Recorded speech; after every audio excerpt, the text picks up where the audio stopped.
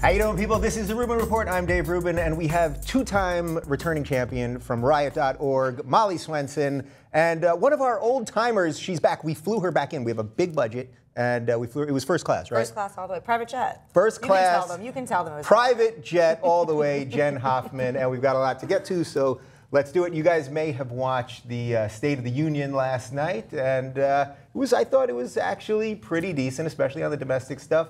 Pretty decent. The foreign policy stuff was kind of all made up. And then there was a nice little, kumbaya thing at the end. So let's watch a little bit and then we'll get into it. And I commit to every Republican here tonight that I will not only seek out your ideas, I will seek to work with you to make this country stronger.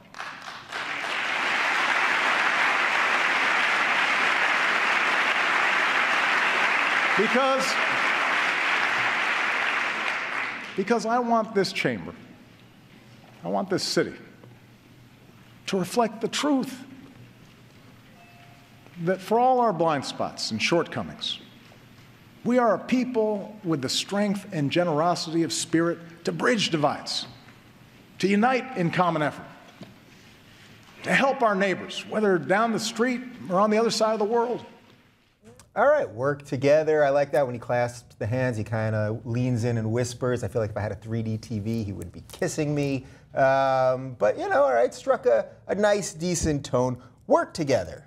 Mm-hmm. This is Washington. That's just words, right?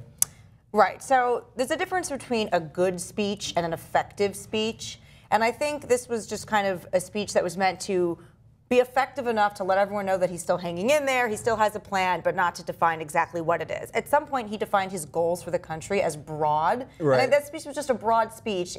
He's not trying to deliver the Gettysburg Address here. He's just trying to say something that doesn't really piss off either side of the aisle, so he could say he's trying to work with everyone. So it was a good speech, but he didn't really say anything besides generalizations. So that's pretty much how I feel, that most of these things at this point, they're just speeches, they're just a lot of words. Partisanship now, I get it, the Republicans don't want to work with him, he doesn't really want to work with them. Mm-hmm. You could argue which side is more to blame and all that. But do you feel moved by any of these things at this point? Because it's nice, all that stuff was nice and it goes to our better parts, right? But do you feel moved when you hear that stuff? Yeah, well, two things. I mean, I think for one, I disagree. I think he does actually truly deep down want to work with the Republicans. And I think he can say that and mean it because it's not going to happen anyway, right? Like the way the political system is set up, right. So that actually gives him more of a ease to say it in a way. Exactly. It lets him off the hook to a certain extent. Stronger with that and said, look, I'm trying to work with you, but I wish he could have talked. He talked about gridlock a little bit, but he could have emphasized that a little more. The speech was a little more peaceful and a little bit more. Look, he's heading the home stretch, so he can kind of set it out there, like, hey, I'm trying to work with you, and let's do it together. But he was playing a lot of the old hits, right? Yes. Like, and those were the ones getting the most applause anyway, right? He was playing a bunch of old tunes and like talking about working together and about using a lot of great rhetoric that we loved him for and that we elected him for.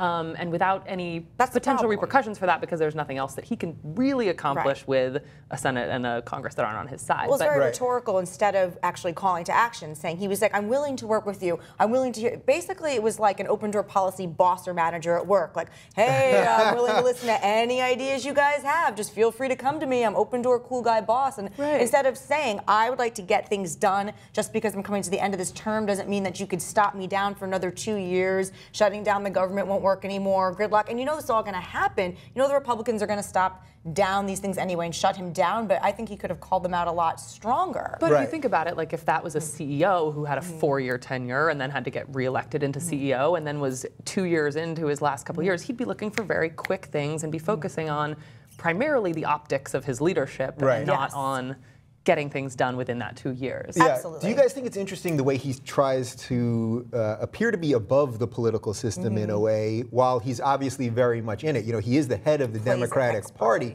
but he does a lot of this lofty stuff. That to me is the disconnect. Like he's saying all this stuff, and I get it, but it's not 6 years ago. Like that's what I kept thinking the whole speech. I was like, wow, 6 years ago we were all in love with this guy, the whole country. Like it seems like we were all on drugs. Well, we all were like hope and change, and that's exactly what we want. And then we didn't didn't really get that. It's not that President Obama's done anything. He has done so much. So when people, say that he hasn't done anything as a leader, I don't agree with that at all. Yeah, we have health insurance. I'm not shitting on the guy altogether. But I think it goes back to what you said. I think you perfectly articulated it when you said that a CEO in his home stretch isn't going to try to rattle any cages. He's just going to point out the things that he's done and try to make sure that it looks like he's had a good tenure. Make sure his legacy was amazing. Exactly. But this is a person who, as you said, got elected on hope and change and shaking it up and making sure that we're all, it was almost like the shock and awe of campaigning, basically, with him. Yeah. So I understand how politically what he did strategically would be the right thing to do in a State of the Union address. However, just like you were saying, it doesn't match what his political manifesto was to continue to be above the fray of being a politician. Right. So, go ahead. Oh, no, I was just going to say, I worked in the White House when the first midterm elections happened, and they were devastating, despite everyone being really optimistic about it. And what became so ultimately clear from being there is that regardless of the rhetoric and how good his intentions are and how hard of workers there are and how passionate the people are who work for him, because my God, they were some of the most incredible people I've ever worked with, there are no incentives for the Republican Party to let any wins occur within this presidency, bipartisan especially, because if they do, then no Republicans will continue to get elected, and that's worst case scenario, not the country falling apart. And especially now, because knowing that he's a lame duck at this point, now there's really no incentive, because now you want to take him, if you're a Republican, you want to take him down take down the legacy of the entire party. So keeping his legacy intact is the most important thing, but it still does, again, go to what you're saying, that if he's supposed to really be that leader that he says, he wouldn't just play out the political scenario we expect. Right. So do you think, speaking of the midterm thing, so I think one of his lasting legacies is going to be that the Democrats got crushed in both off-year elections. But that always happens. I mean, it happens when there's a Republican. Right, but doesn't it seems particularly weird with this guy? Like, everyone hates the Republicans, yet seemingly everyone hates the Republicans. Well, it's also and yet they got crushed just a couple months ago. He set expectations really high, right? Like, that's sort of a critical. The critical realization is that, like, he set expectations so high there was no possible way to hit them. Yeah. Right? Like, you go into a relationship being like, I'm going to be the best fucking girlfriend you have ever had in your entire life, and you, like, fuck up once or twice, it's going to be devastating, as opposed to being like, I'm not that great at these things, and sandbagging a little bit and then just blowing away everyone. Yeah. Final thought on this. Did you guys think there were two separate things? So I thought all the middle class stuff was good. The insurance stuff, like all the taxing stuff, I basically am on board with. All that stuff sounded good. But the foreign policy stuff, which he just kind of skimmed over in like 2 minutes, and ISIL's on the retreat. Just this morning, I saw Joe Biden talking about how we need troops on the ground. He sort of let it slip out of his mouth because they're not on retreat. I feel like that's where he's really kind of screwed. Like, Europe's a freaking mess right now. The Middle East is a total mess. So that part I thought just didn't jive with the truth. Yeah. The other part I thought was pretty good. Well, he spent a lot of time talking in these, anecdotal stories, this anecdotal evidence about how the country is doing well. Just kind of the Joe Plumber almost type approach of talking about, so-and-so has health insurance now, and so now can afford to feed her kids, which is great, but it was a little bit more glazed over and kind of, it's read like it's storyboarded like a Claritin commercial or something. Rather than talking about the fact that, we have like serious terror threats or anything, he was like, well, let's just give some talks about what somebody in the Midwest possibly can do to buy a loaf of bread now. Right. That's funny. I want to know what the side effects are at the end. That's what they should give you, like the 20 side really effects. Really fast-talking side effects. What do you think of the foreign policy stuff? Look, I think there's a really inherent tension for liberals when it comes to foreign policy stuff, and especially the hard foreign policy stuff, right? Yeah. The terrorist, disaster, Muslim states.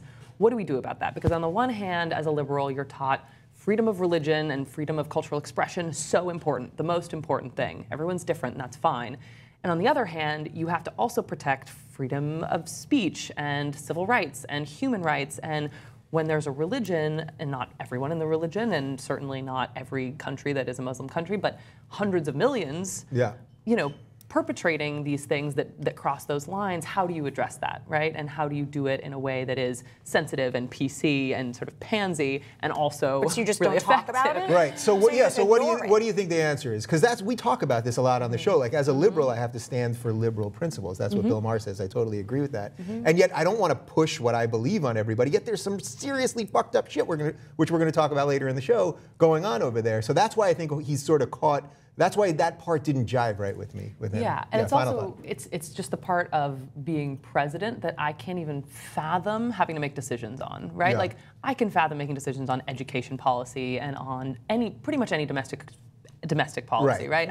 I can fathom that. I live here. I see these people walking down the street. I've always lived in big cities. Like that makes sense to me. But just because we can't fathom it doesn't mean that the leader of the free world shouldn't be able to not only fathom it, but address it in the State of the Union. Sure. Yeah. I just can't necessarily fault him for any of the decisions that he's had to make, given how smart the people are he surrounded himself with. In a weird way, it's almost like two separate jobs. Like you should be president domestically, and then someone else should be in charge of the foreign policy stuff. Anyway, we shall see how the next 2 years go. The big moment, I guess, at the State of the Union last night was a slight heckling and response moment by the president. Let's take a look. I have no more campaigns to run. My only agenda, I know because I won both of them.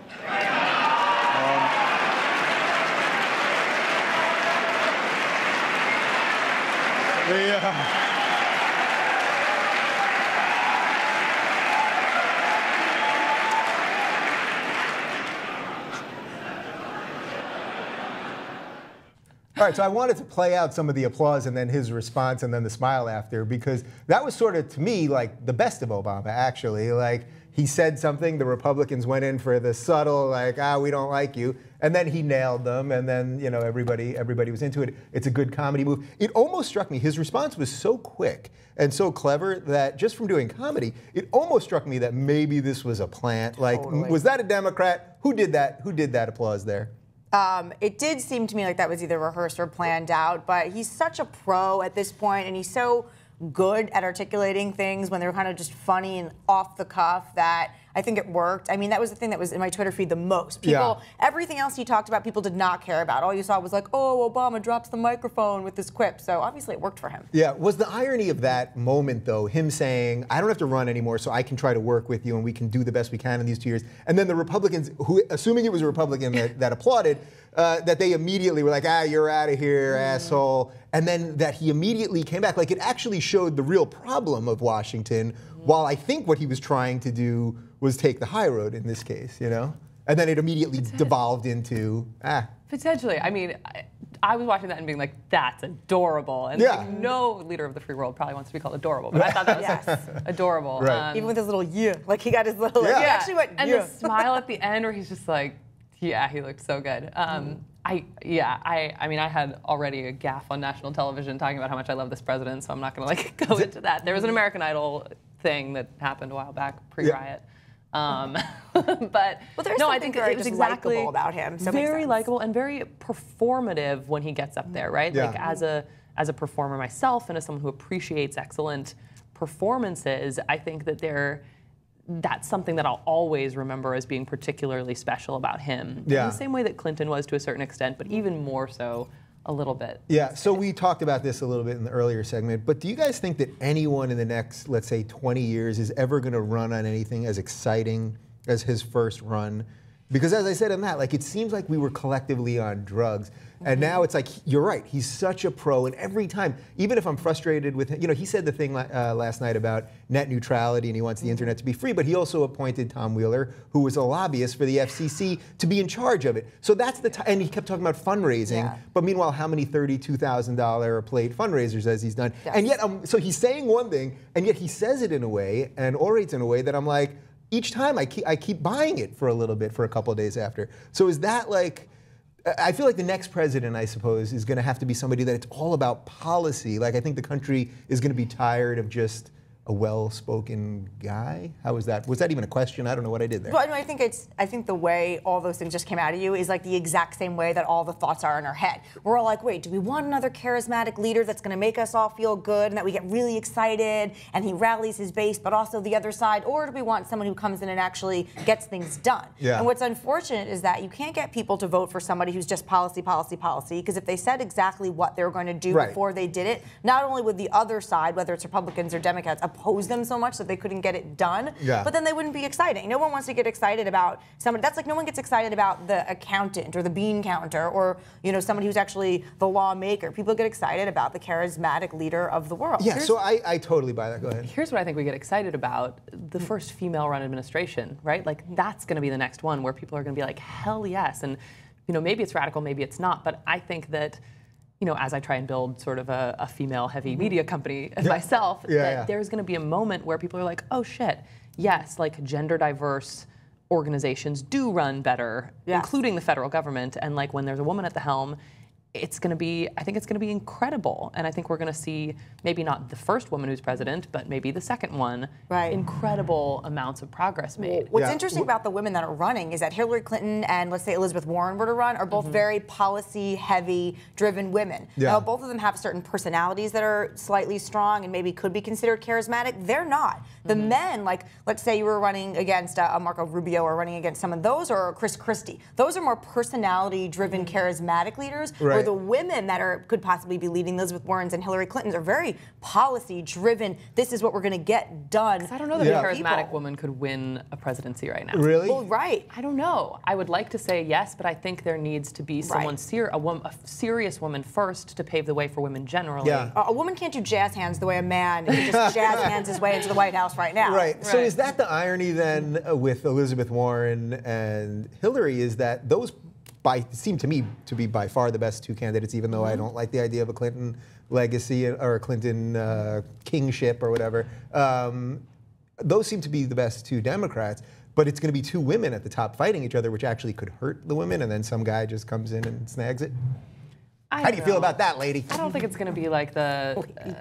I don't think it's going to split the... I'm not worried about it splitting the vote so much as it's setting a stage and a precedent for women to be up there in those debates and for women to have a place there. I would be fine with both of them. If it split the votes, that would be a really unfortunate byproduct of that. But having two women, I don't think we can argue is a net negative. All right, you probably didn't hear about this in the mainstream media, but ISIS had a huge rally in Gaza yesterday that was sort of co-sponsored or at least allowed by Hamas. And the interesting thing about this is that it was just barely a month ago that France voted for a Palestinian state at the Security Council at the UN.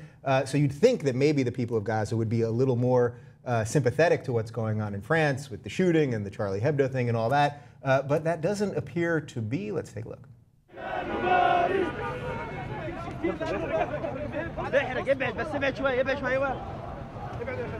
الله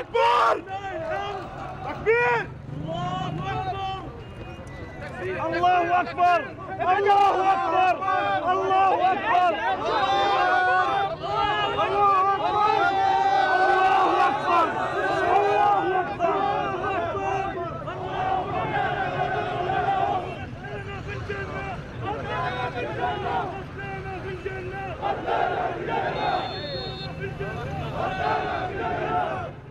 All right, so this appears to be the first sort of big ISIS rally in Gaza. So yeah, they're burning French flags. This is the same country that voted with them at the Security Council.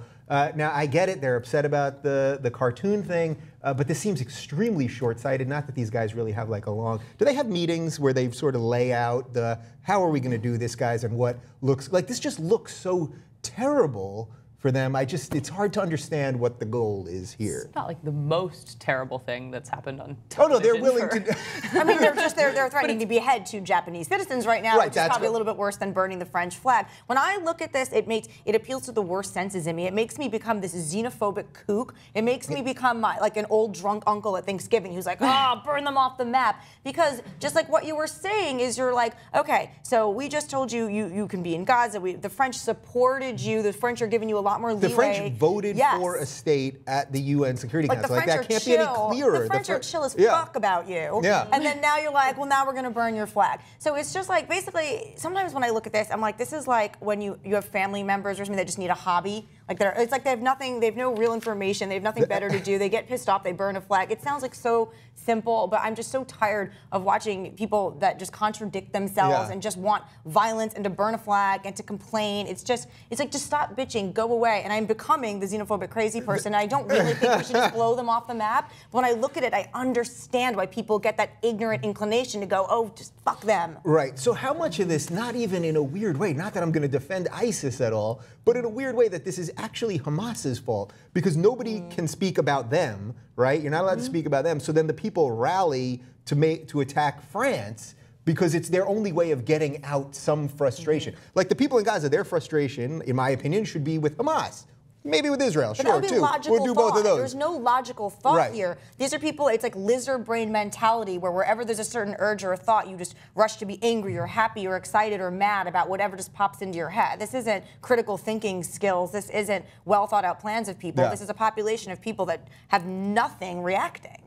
Well, I just can't decide if it's an inconsistency or if it's just something that I can't at all in any way empathize with. That like, Right. oh, no freedom of press, no freedom of speech, no freedom for women, for gays, for whatever, like all that, fine. But like, don't make fun of the prophet. Right. Or, you know, anything goes. And Right. that is like, and that as the highest priority honor to defend, I can't relate to, right? Right. I can't relate to. Right, so and this goes to what any of that. what we were talking about earlier during the State of the Union part, but you want to empathize with these people, and then there's that disconnect there. Yes, Yeah. exactly. So we have a quote from one of the protesters, and I thought it kind of just sums up the whole damn thing just pretty perfectly.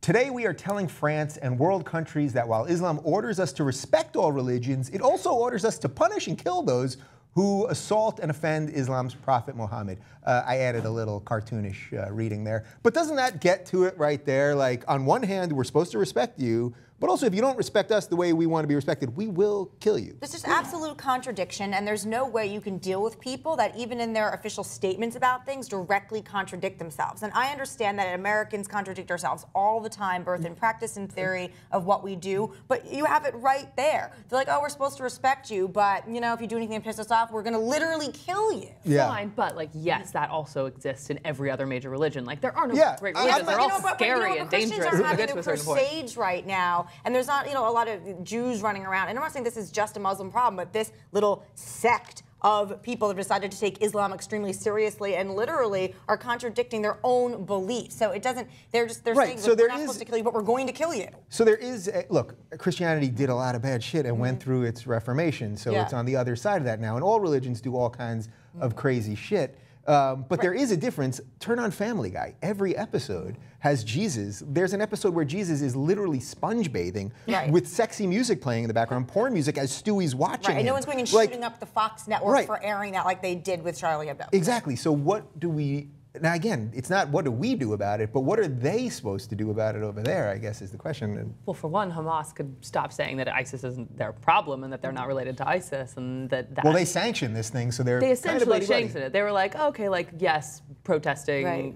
France is like understandable, whereas basic human rights are Right. not. Yeah. Well, it's like all religions have their hypocrisy that way. That's the same thing as Christians saying that they're very peaceful, but then, you know, bombing an abortion clinic. And those are extreme examples. I know that's not the norm, but then it does take the rest of the middle of the population. Like if somebody claims under the name of Christianity that there's people shouldn't have abortions and go bombs a clinic, people are like, whoa, whoa, that has nothing to do with us. That person is crazy and misrepresenting us. And I think the problem is that most people want to hear that from more Muslims, but it's also not their responsibility to go around apologizing for their whole religion. So Right. there's really no answer there except for what I said in the beginning, which is just fuck those guys. People out there killing people and beheading people. Come on. All right, I think we can all agree on that. If you're High five. beheading Oh, wait. anyone, yeah, high five. She wants a high five over here. That was a subtle high five. If you're beheading people and you're burning French flags Fuck and what you. else, go fuck yourself. How about that right there? Sorry. Some pretty awful images have come out. I mean, we could do this literally, I could do 8 clips on this every week, but some more awful images came out of what ISIS is doing in Iraq and in Syria, and this time it involves the gays. Surprise, surprise. So we've got a couple images for you here. Let's take a look.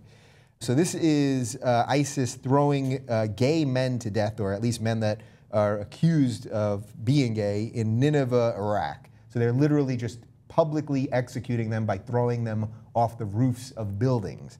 And this has happened before. This is just a couple of pictures of it. The third photo that we've got here, this is 2 men were charged with thievery and bound to crucifixes. Victims are commonly crucified sometimes after they've been killed in ISIS public executions. By the way, I should mention that our ally, Saudi Arabia, does stuff similar to this. And what you're looking at right now is ISIS stoning a woman to death for allegedly committing adultery. All right, so we've done a whole bunch on this, and it just sort of never seems to stop. As Jen mentioned in the earlier segment, they've got 2 Japanese hostages right now that they're threatening to behead unless Japan gives them $200 million. Should any of this surprise us at this point?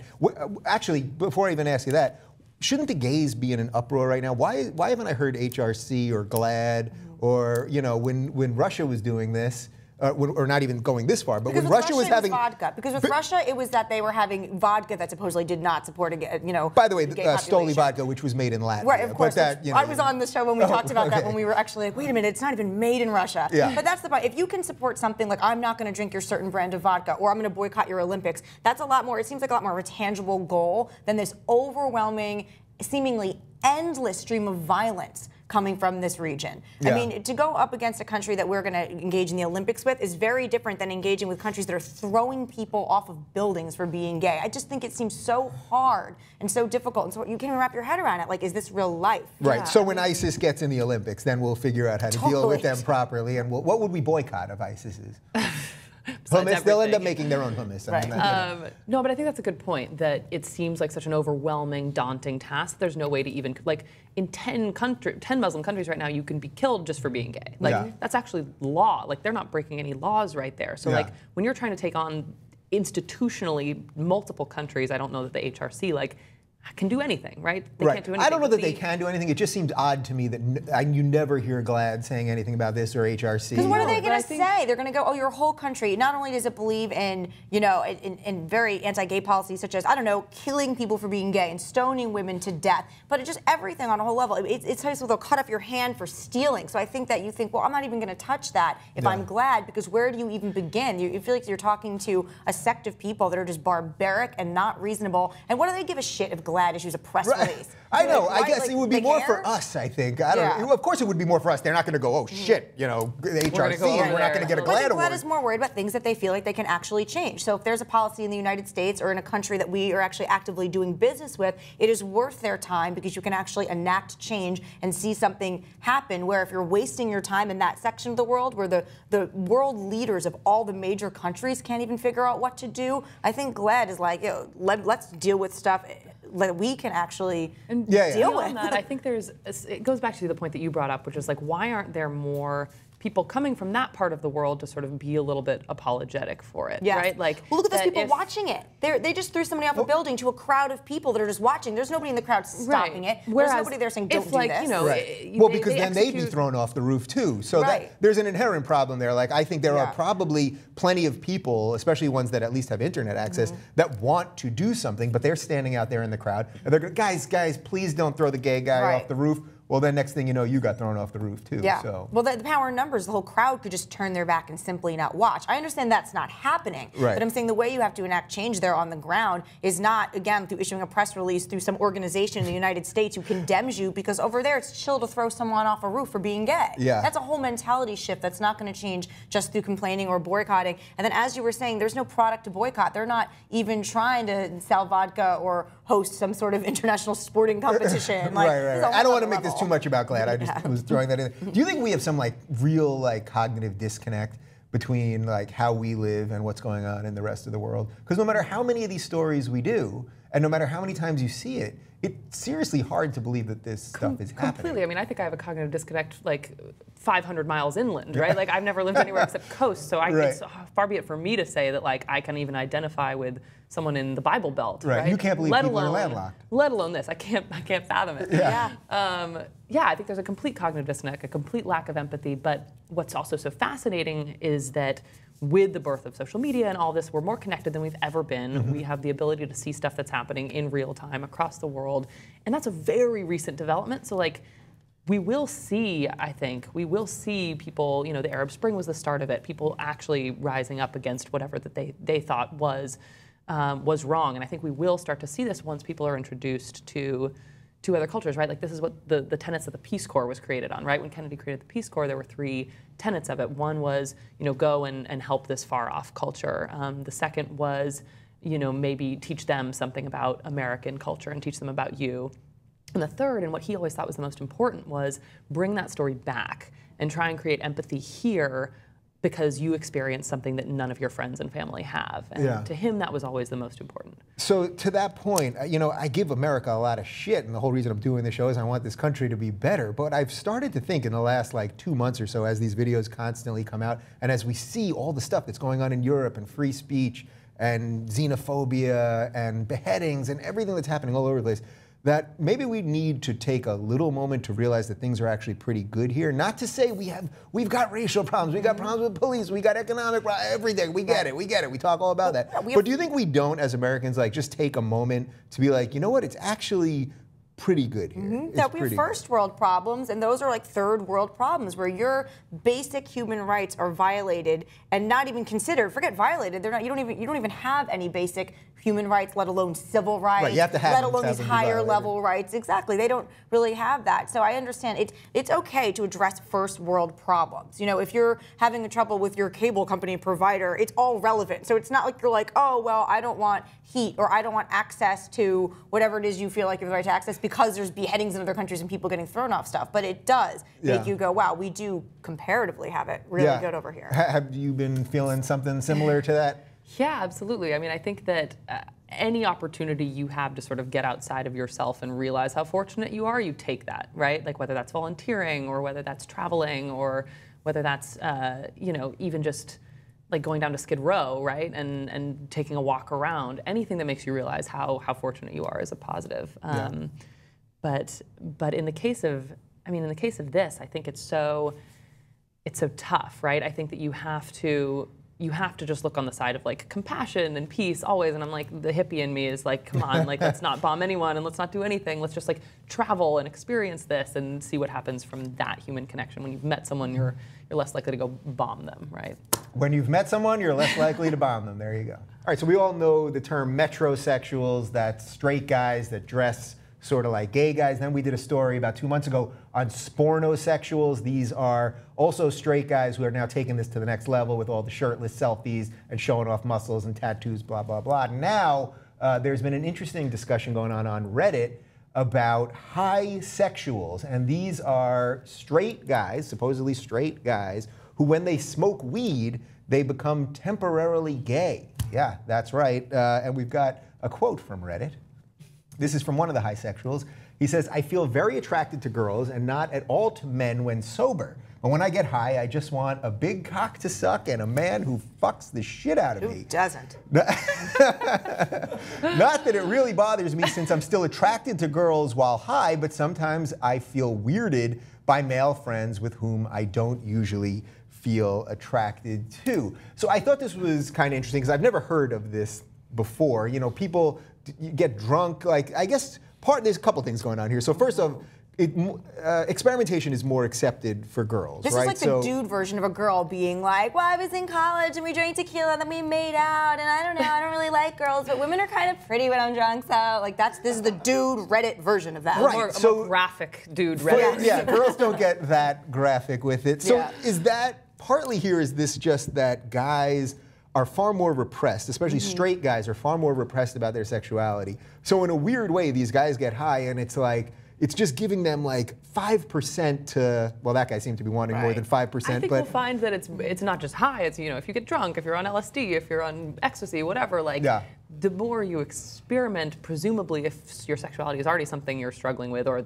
not, but it's repressed, that's going to allow it to come out or manifest itself in some way. Yeah, I think people just need a label for everything. Yeah. I think this just speaks to that. So I think that in sexuality, which most people know is a gray area just from our fantasies, whether they lean towards heterosexual or homosexual, all of our, or everything in between, fantasies are still inherently gray and we keep them to ourselves. But once you can label them, like, oh, I'm into bondage, or oh, that's very 50 Shades of Grey. Once we can give it this sort of label, like Highsexual, now you finally can understand why you're having these thoughts. So if you're a dude and you associate it with something and identify with someone else who experiences it. Yeah. So if you're a dude and you've been having some thoughts towards other men that are a little bit sexual and they happen to get a little bit stronger when you're loosened up and a little bit high, well, now you have a label for it. It's Highsexual, so now it's more acceptable because you found another group of people or other people that can identify with you, and it's really just human nature. Like, that's how sex is. Do you guys think that the next sort of evolution of our sexuality, now that the gay thing, I think, is pretty much behind us, no pun intended, like, I think basically, that was not even funny or clever. No, it's funny. It was funny, all right. It was a little funny. But now that that's pretty much out of the way, and the Supreme Court's probably going to finish it off in June. That also was the point is that do you guys think that straight guys' sexuality is the next thing that's going to evolve a little bit? Like clearly it has. Yeah, and it has. Like, is this the example that it has already? I was just having a conversation with a couple friends the other day about why a threesome with 2 guys and a girl is called a devil's threesome. It's like, why I've never heard that before. I hadn't either, and apparently it's a thing. And I was like, well, clearly a guy came up with that term. Like, that wasn't a girl. None of the 3 of us have ever heard of the devil's threesome. That's clearly another label to make it okay to do it, because I feel like all 3 of us are liberal enough and sexually educated enough where we would have. I mean, we probably know about stuff like the donkey punch and the dirty Sanchez, and we don't know about the devil's threesome. So that's clearly another label to justify having those Bible things. belt. Yeah, but yeah, you realize that 90% of our viewers just pause this to go Google donkey punch. I do it. I guarantee you. I guarantee a good time. Yeah, we've lost everybody. Do you think dirty Sanchez. The dirty Sanchez. Do you think when you combine gay and weed that this is like the right-wingers' nightmare? Like, because this is what they fear. They fear partly that that that gays are turning. Straights are turning gay because of weed. Yeah, and then that weed. Now you throw weed into it too, and you've got there's a lot. There's a lot of meat for them, right? They feel they lose their own control. I feel like if you're so worried about marijuana turning you gay, then that means that you are afraid that there's some part of you that would really like to be gay once you've become high on this crazy devil's threesome drug. So yeah, of course this is anybody who's conservative's nightmare, because conservatism a lot is about control and is a lot about denying these urges because you've chosen to take the higher path and road. So to them, this is the worst case scenario is you're going to hand out weed and everyone's going to get gay. This is complete hedonism, unfettered, and it's definitely a nightmare. So final thought on this: if they could prove actually that weed makes you a little gay, does that help or hurt the gays, do you think? If they found out that if you smoke a little weed, you can get temporarily gay, you have a gay old time with your friends. I think that it would hurt it. It would hurt it, because here's the thing: is the strength of the argument for gay rights is that it's this inherent thing that you have no control over and no say over, because why on earth would anyone choose to be gay if they could be straight? That argument, just for the record, real quick, like that argument, I don't even like that, because I don't think anything's wrong with it. So it makes no, but it's inconvenient, maybe. Right, it's not convenient. It's not as convenient as being straight. Presumably, or not yet.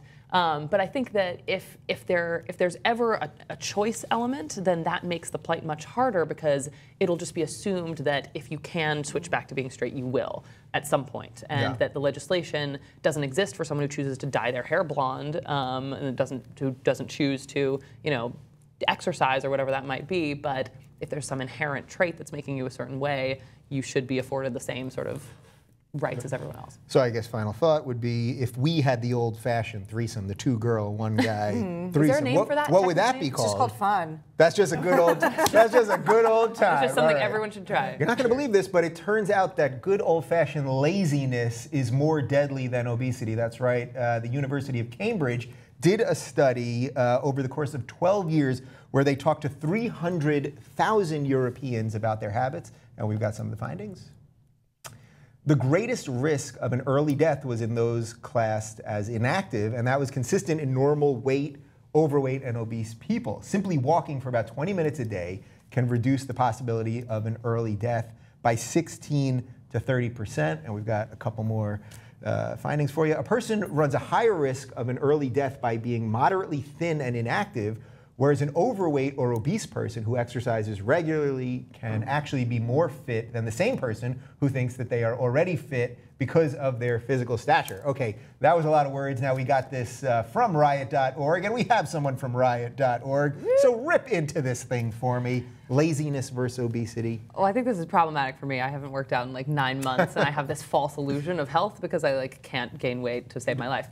But no, I think that it makes a lot of sense, right? And it's the same sort of potentially mind-blowing moment that William Julius Wilson created in the 70s, where he was like, actually, the biggest defining factor in your life outcome and where you end up is your socioeconomic class and not your race. And it's like correlative versus causal and all that. And yeah, it makes sense that like more people who are fat tend to be inactive also. Right. But it's not the obesity that is killing them, it's the inactivity. Your blood, your heart's not getting any exercise, you're dying from heart failure earlier, you're whatever, getting clogged and the blood's not flowing. It makes a lot of sense. I think that that's just sort of maybe a good news to anyone who is a little bit overweight and who can't shed those pounds, but who is actually pretty active. Like you're safe. You're cool. Yeah, I was thinking when I was reading this that actually laziness is sometimes good, because I think we live in a world where we just never stop.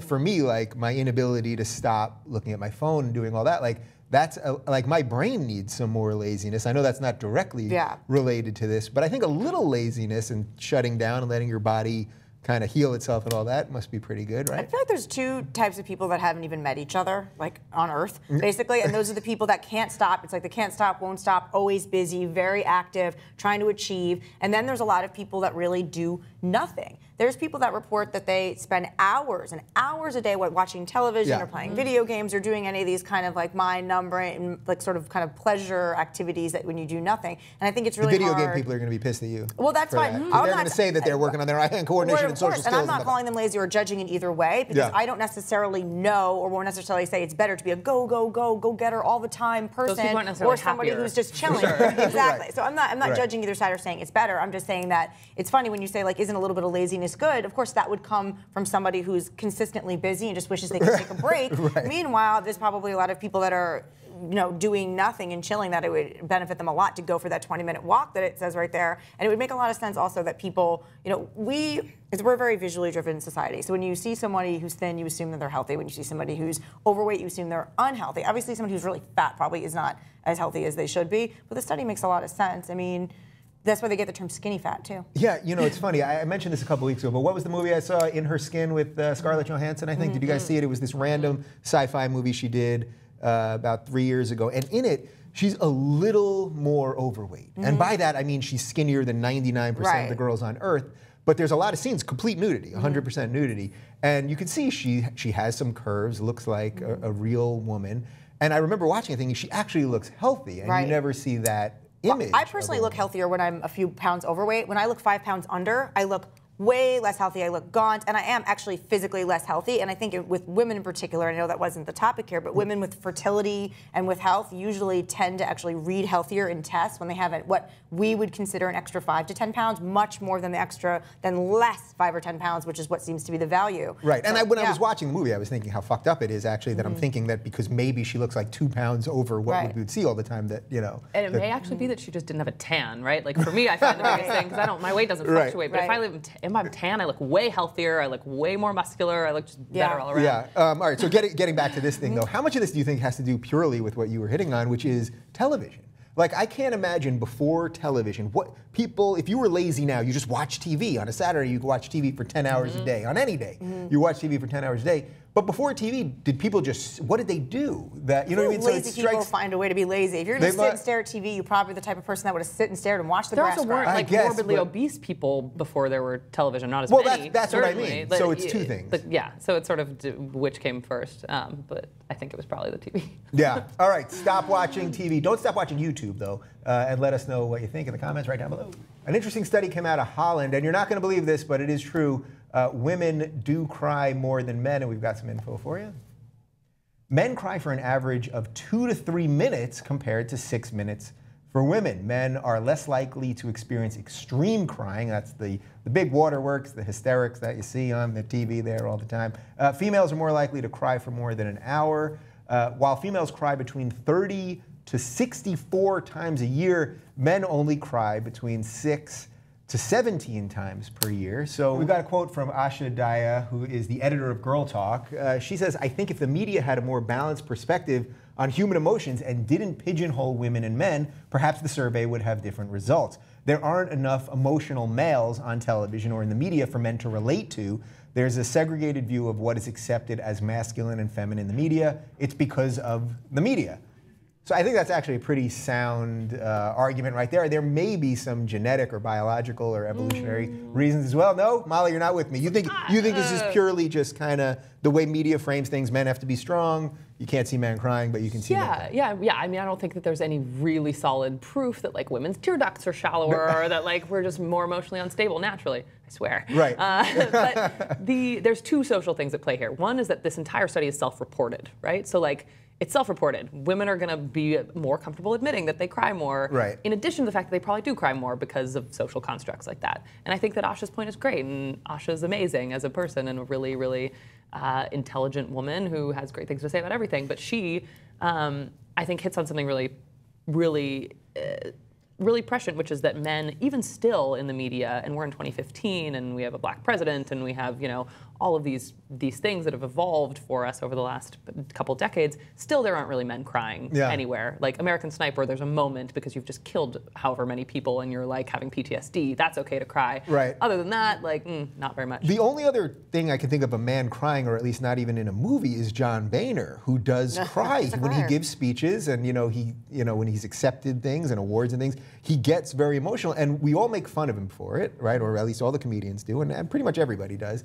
And yet, if it was a woman, we would think it was a tender moment or something. So that does go to just our expectations, right, of men and women. Well, that's like that moment where Hillary Clinton finally got emotional, and everyone said that turned around her, ability to run as a presidential candidate, because we finally saw like this mask come down and saw her have some emotions. Right. That when John Boehner cries, we're like, oh, you pussy, So it's a little bit of a double standard there. But I mean, look, I think the biggest point is what you made when you said the thing about self-reporting. That was going to be my first question: was how much do we trust self-reporting, and how much do we expect? Women are inherently more okay with saying they've cried, and men are more likely to disguise the fact that they've cried. So I think maybe the statistics might be a little bit off on this. That being said, I'm telling you right now, I cry literally every day. Okay, so I have no problem self-reporting. I've never cried. Every day. I haven't cried. All right, well, years. all right. So I want to know when the last time you two cried, and then I'll tell you mine. So I think we have yours already. But when's the last time you cried? Full waterworks or like tearing up? I want a tear has to be coming out of the eye, not just teared up. So I made this promise to myself when I was 13, and I had my first kiss, and the guy never called, that I would never cry about a guy again, ever. And maybe it says something about my life being like a little too blissful, that like I've never had to cry really about anything. Okay. I cry in movies sometimes. The last time it was like Waterworks though, I was on a plane. I'm like a plane movie watcher crier. And it doesn't matter what movie it is, I will like always tear up. So it was like 27 Dresses or P.S. I Love You or like some not even sad movie, and I was crying my eyes out. And it just got you. Okay, last time. I cried this morning. I swear to God, I cried this morning. What were you crying about this morning? I had shoulder surgery on Monday. 2 days ago, I had shoulder surgery, and I was trying to actually get dressed. And right now, the arm hurts so much. I'm obviously not taking any painkillers right now because I'm trying to remain alert and articulate. Good and for I was you. actually, I'm kidding. Wow, This one's fun. This one's out of messed up. control. It's also how I ended up wearing a button-down shirt today. But I actually attempted to put something on that wasn't. My arm came completely out, and it hurt so much that I started to cry. And then I got so frustrated about it that it was an emotional cry. It wasn't a pain cry. Okay, so that I think is really interesting, because a guy, like, I know if I stub my toe or bash something or hurt myself, like, I wouldn't cry from that. There would just be that emotion wouldn't be in the little box of things that I would pull out. I'd be screaming and I'd be pissed and angry. So a girl might cry for pain. No, which I didn't. I usually actually don't cry for pain. I cry for the frustration that's associated with the pain. So this morning, even though my arm hurt so much, that's not why I was crying. I was crying because I was like, God damn it, I can't get in this dress, and I can't, and then I'm hungry and I need coffee, and like just, I cried for like all of civilization, and I cried for all things since the beginning of time already 5 times a day before I got here, is what I'm saying. So it didn't necessarily have to do with the fact that my arm hurt. That was just the the triggering thing that made me cry for everything that's ever happened under the sun and the moon this morning. All right, well, I want you to cry by the end of the segment, so I'll tell you 2 crying stories. One, my last cry was about 1.5 years ago when my grandma was dying, and we were all saying goodbye to her on her deathbed. Standard stuff, and we actually had a really beautiful moment, and I cried. The other one involves my other grandma when she was dying. This is about 5 years ago, and we knew that they were gonna have to pull the plug. And I watched the movie Click. Did you ever see the Adam Sandler movie Click? Oh, yeah. So I watched it thinking that it was going to be like an over-the-top Adam Sandler ridiculous comedy. But if you watch the movie, it's actually pretty touching. It ends up in like the Bed Bath & Beyond, and Beyond is the rest of the world. And basically, he gets a couple movies that just fuck with you. You're like, oh, it's going to be a funny movie, and it's not. He gets this remote control where he then skips through and fast forwards through his whole life. And I was watching that knowing that they were about to pull the plug on my grandma and how fast life goes and all this stuff. And I mean, lost it for an hour, like uncontrolled, could not stop crying. And that would be an acceptable thing to self-report crying about, So that just kind of ties back into the study itself. Now I've cried over the last 5 Adam Sandler movies because they're all terrible. They're all terrible. Yeah. But I think there's also like something interesting happening too, where like, we're all we cry at movies, all 3 of us here. Did anyone cry about Charlie Hebdo? Did anyone cry about? See, that's the thing, is I cry about stuff unrelated to me too. So you do that's I cry like about humanity every day, which sounds like I'll just see the news and all of a sudden just start crying, or I'll see something positive and inspiring and start crying. I cry all the time. I have no problem saying that. Like, I think I'm a person with an iron will. Like, people are like, you're a tough lady to me. So I have no problem. It's not like I feel like, oh, I'm crying. It makes me some. I don't care. I cry a lot. All right, well, Jen made it through this segment without crying, but are you crying right now? When's the last time you cried? Let us know in the comments right down below. New research from the Ohio State University shows that selfie takers, chronic selfie takers, you know who you are pretty much the most narcissistic people on the planet. That's right, they say people that overload the internet with lots of selfies are more likely to exhibit psychopathic or narcissistic qualities that don't, and we've got some more info for you. Men who reported taking extra time to edit selfies with Photoshop or other programs before posting them online also exhibited high levels of self-objectification, which means they liken themselves to sex objects instead of people, a mode of thinking that can lead to such problems as eating disorders and depression. I've talked about it a bunch. Like, I am so over the selfie thing. I hope that I can live up to this, that I've taken my last selfie. There might be a situation where I'm alone and like an alien is there or something and I gotta do it. But pretty much we're all taking selfies while there's other people there that could potentially take the picture and usually better. I'm over the selfie. I believe in this narcissistic thing, you know, and that we're all staring at our phones and then we immediately wait for it to watch the likes roll in, and it's all crazy and self-absorbed. Go. I think it stems from a certain amount of loneliness. Most people, when I see them posting selfies, I understand you're saying sometimes there's other people that could take the photo for them. So if you're in a public place and you're taking a selfie, like at Le Eiffel Tower, and you're taking a selfie, but look, that also can be born of inherent loneliness too. You're wanting other people to see your experience and experience it with you, which is a little bit narcissistic, but at the same time, you're not interacting with other people to do it. So I know everyone likes to make fun of people, like, oh, they're taking selfies, but I always, when I see someone posting a lot of selfies, I always want to reach out and go like, oh my God, are you okay? Do you need someone to talk to you? Do you need a hug? Because it's like, look at me, help, hi, like I'm alone. Why don't you ever take a hike with another person? Exactly. Maybe. Yeah, I think there are a handful of cases in which a selfie is fine, right? If you have Halloween makeup on, great, take a selfie. If you just got a crazy haircut and you want to share it with the world and let everyone know you did, fine. If you are passing by the president and he's behind you, take the selfie, do it. If you're Ellen DeGeneres at the Oscars and you're surrounded by 20 A-listers, take it. Yeah. I think the problem is when people take it when there's nothing new. There's nothing new about their situation. They're at home. They've already posted 20 other selfies with their cats. Like, don't do another one. There's no other more literal display of narcissism than a selfie when there's nothing to report as like newsworthy. And then when you see that person, you should call them because that means they were sitting home alone. I'm being serious. If you know somebody in your life that's chronically taking selfies home alone in their house or just alone, I mean, instead of this attitude where people make fun of that person and be like, oh, you're such a narcissist or so you're so into yourself, that really makes me want to get in touch with that person and be like, because I mean, maybe I know what that's like. If nothing better to do, you're like, well, we'll take a picture. It's a way of reaching out to the world and going, this is a reminder that my face still exists. Please talk to me. Yeah, so I'm so on that. You know, I post my boyfriend, fiance, guy I do some stuff with. He's an incredible chef. So I'm constantly taking pictures of his food, and then I do some X Pro 2 and a little highlights or whatever it is, and I'm constantly doing it. And I realize how silly it is. Like, instead of immediately, I get the meal in front of me, and my first inclination is to take the picture. Now he's working on like a book about it, so we're trying to do something with some of the pictures.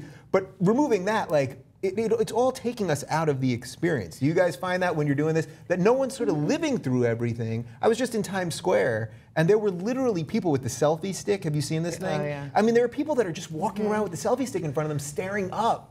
And, you know, people that are clearly from other countries that have never been there before in Times Square. I think, again, there's exceptions to that rule, right? If it's something that you created, like a creation of yours, food, art, whatever it might be, like, take a picture of it, memorialize that. Now. If it's like you're out at a restaurant, someone else made it for you, and you're just taking a picture of it for no other reason than you want to show everyone what you're eating, like, again, a bit narcissistic that people would care. But yeah, I mean, I was always a chronic picture taker. Like, I had the newest digital camera always, and I would just, you know, obsessively take pictures when I was out with friends. And now I have like 10,000 photos in my iPhoto that are like some of the most incriminating stuff ever. And like my Harvard classmates will never be able to get elected to any public office because of the pictures that I took out. Wow. Can I borrow your phone? Yeah, not on the phone, but the laptop. Oh, okay. That's going to get confiscated at some point, I'm sure. But I think that I don't think it takes you out of the experience because then you can go back and relive it with better memories of it than if maybe you had just been experiencing it with one set of senses. Yeah.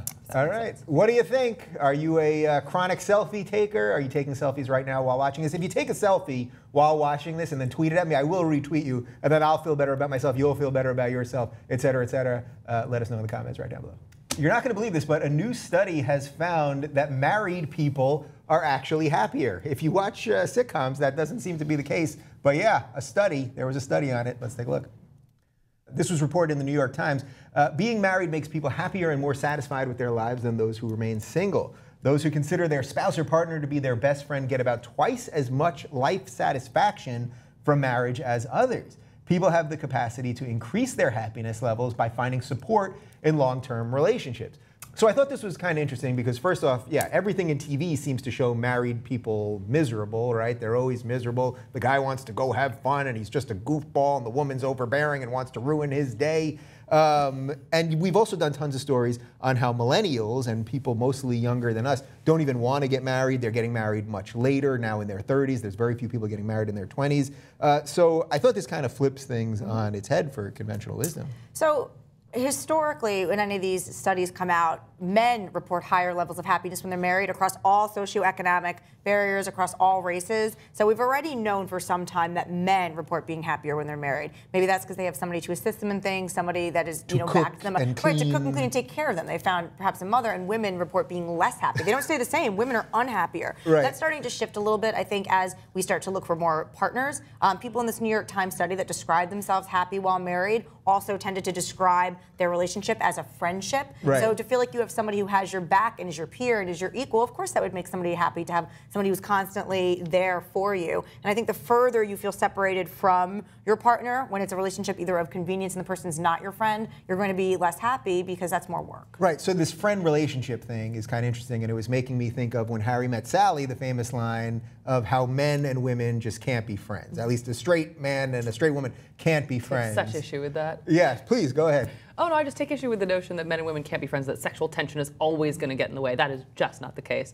I have so many guy friends. My boyfriend would disagree, but I find he would disagree. Yeah, right. Maybe, but that doesn't mean that I'm not friends with them. But then you're not really just friends, because if the guy is talking just to you, right, but that's one-sided. Then if the guy is like, yeah, we're friends, but I would totally bang you, then you're not just But I don't friends. think it overwhelms the interaction every time that we have, like, you know, a meal or see each other. It's like genuine friendship that goes beyond a physical attraction. I think entirely. Yeah. But I do think that there's also something to be said for two things. One, maturity, right? You get to be more mature, and I think you ultimately find that you're willing to sacrifice the amplitude of and unpredictability of relationships and dating for something that's more consistent. Maybe you never get to the same highs as when you're dating and you're infatuated and you're falling for someone, but you never have to deal with the lows of breakups and, you know, other devastating things that happen when you're doing that. Yeah. Right. That the contentment level may never reach here, but at least it's never reaching here, and you're just there. And when you get to a point where you just don't want to put up with the bullshit anymore, you're going to be happy that you found that. Right, and I would guess that for many married couples, the happiness level does get there too, because there's all kinds of other rewards that they can get together, either through having children or doing whatever that you know, a single person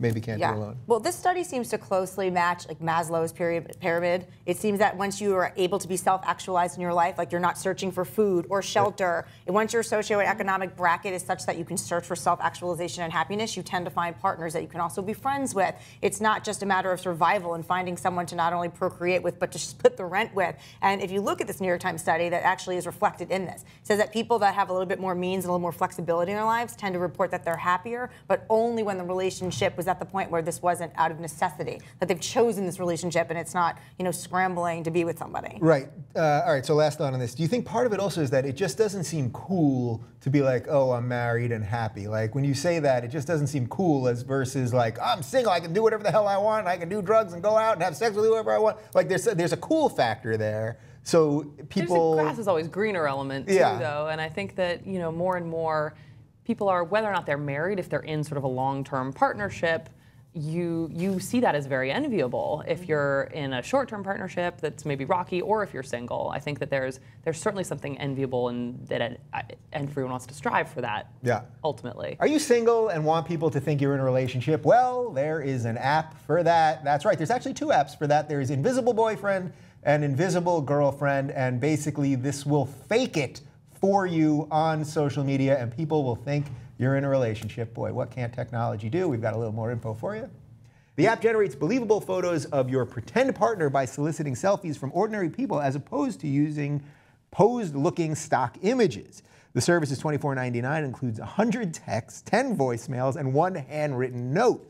They are hoping to expand into countries where it's a crime to be gay, and people might have an extra pressing need to fake a heterosexual relationship. So we'll get to the gay thing in a second. But the idea that they're gonna, there's gonna be voicemails, a handwritten note, text messages. So it's not just social media.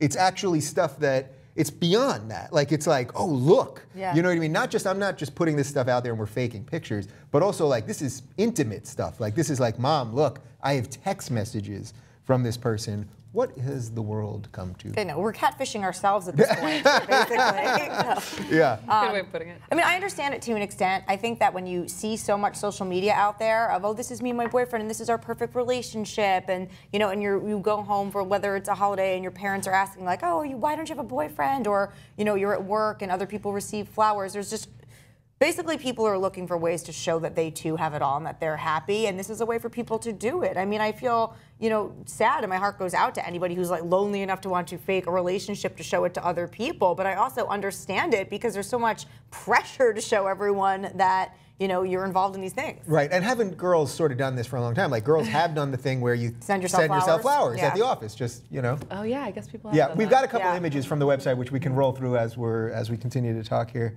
What do you make? So there you go. I think they're going to have a tough time scaling this, right? To keep that same level of personalization, if you're going to do handwritten notes and not make it seem really inauthentic, yeah. they're going to have a tough time scaling. So it may be that they get to a point, this is wishful thinking, where they feel like they have a responsibility to vet the folks that are coming to them, right? Yeah, right. Right, that's yeah, gonna happen. That's not capitalist gonna society. happen. No, but if they did, that could be an interesting pivot to the model, right? Where like they're doing it to really fulfill a need for the way they talked about it. Someone who lives in the Bible Belt, their grandparents don't want them to know that they're gay, or there's a stalker at work or somewhere. Like there are true use cases for it that could be really beneficial to society, but if it became this rampant crazy thing, it's just like, we're getting into this weird territory of like her and like catfishing ourselves and like where does reality end and I'm super into this whole Machiavellian take to relationships. Yeah? I'm like, I have never participated in that, but when I was reading through this article, I was like, wow, like there are people that really do send themselves flowers at work to make it look like they're, more desirable. Or there's people that would have somebody maybe text them or call them while they're on a date with someone else to make it look like they have all these other suitors. Right. And I'm like, why did I never think of that? I'm like, I'm super into this now. I'm going to be Googling the shit out of like all this manipulative stuff There's, like, later. psychological Just, it's repercussions fascinating, to it, yeah. I want to know all about It just seems like a lot of work. Like the Yeah. person that's sending themselves flowers or even dealing with this stuff, and you get the handwritten note, like then you're showing it to people. Yeah. Like, But it sounds it's like less that. work than it used to be because they do it all for you now. Right, that's Right. true. You're outsourcing it. You're outsourcing your own weird, narcissistic, sad, lonely, need to show people that you have somebody else. But then I feel sad saying that because I know there's people watching this that are thinking, well, this could be a good idea for me, and I don't even want to judge those people because maybe it is a good idea for you to use this service. Right, and actually you gave a couple good examples of why it could be good, and of course the gay thing, especially in countries where it's not legal or you could get in some sort of trouble by having a fake front while you actually live your life on the side, I suppose is fine. But I was thinking this could be good for Jan Brady, because remember Jan Brady never had a boyfriend, and then she invented George Glass. Yes, that's what I'm saying. So- I'm super into this whole inventing someone thing and just the psychology behind it and what it. I understand, because we were doing the extreme examples. We were talking about how if you live in the Bible Belt and your family, is concerned that you're gay and you want to prove that you're not, which also opens up a whole other can of worms of should you stand by who you are or should you invent somebody to satisfy your family? Right, you're doubling down on the second light. Exactly. And then what we were getting into, what they say that one of their end games is creating profiles for people that are in countries where maybe you could actually be thrown off of the top of something for being gay. I mean, this could be a really helpful tool for people at the same time, but right now it just sounds like entertaining and fun. Like, I'm going to go home and make up a fake boyfriend right now. She's on it on the side right here. All right. If you want to be a real boyfriend for Jenn Hoffman, comment right down below. Oh, God. Molly, you've got a boyfriend, right? Do. So yeah, she doesn't need this app, sorry. But thank you to the two of them. Their Twitters are right down below. Thanks for watching, comment, like, all that good stuff, and we'll see you next week. All right.